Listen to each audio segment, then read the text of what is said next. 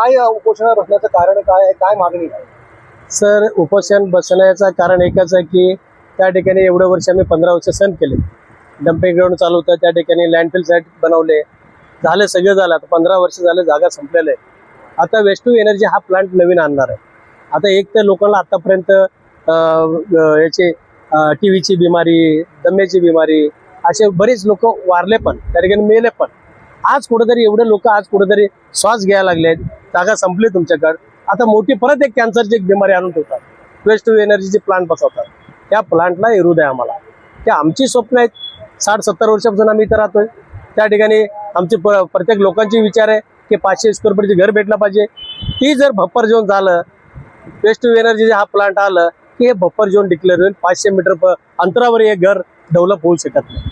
ह्या गोष्टीला विरोध आहे आमचा. आम्हाला असं नाही की त्या ठिकाणी त्या प्रोजेक्टला आमचा विरोध नाही. प्रोजेक्ट कशाला भरवस्तीमध्ये पाहिजे?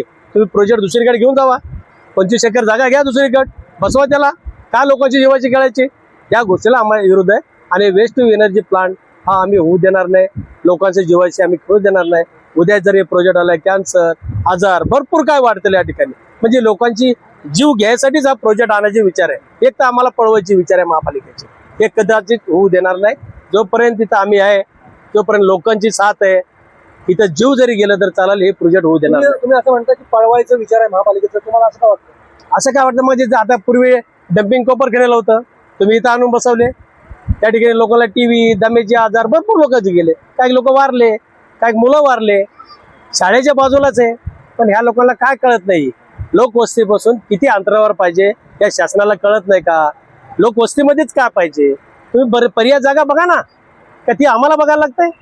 आम्ही बघून देतो तुम्हाला जागा, आम्ही दाखवतो तुम्हाला, तरी ते फॉलोअप करत नाही. कोणाच्या हट्टामुळे सगळं होतं? हे पण महापालिकेचे हट असेल, महापालिकेचे कमिशनरचे हट असेल, नाही तर तिथले कुणाच तर लोकल लोकांचे हट असेल. काय इथं झोपडपट्टीमध्येच का तुमचे एवढे जीव गुंतले? जावा ना बाहेर.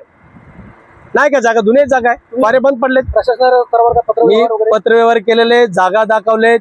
मी सीएम बरोबर मिटिंग लावले, कमिशनरचे लावले, कलेक्टरचे लावलेले, मिटिंग पण लावले.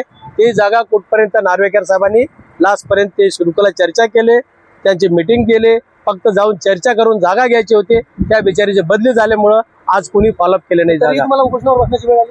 पण तरी या जागा त्यांनी बाकीच्या प्रशासनाने जागेचे फॉलोअप केलेच नाही ना. मग या ठिकाणी आता ते प्रोजेक्ट आले, त्यासाठी मला उपोषणावर बसणं गरजेचं आहे. काय पुढील अजेंडा काय? म्हणजे उपोषण शेवटपर्यंत तुम्ही थांबणार? काय आश्वासन पाहिजे तुम्हाला? तोंडी मला तोंडी आश्वासन पाहिजे. जोपर्यंत वेस्ट टू एनर्जी हा प्लांट इथून आम्ही बाहेर घेऊन जाऊ, तरच मी इथून उठान, तोपर्यंत उठणार. लेखी स्वरूपात पाहिजे.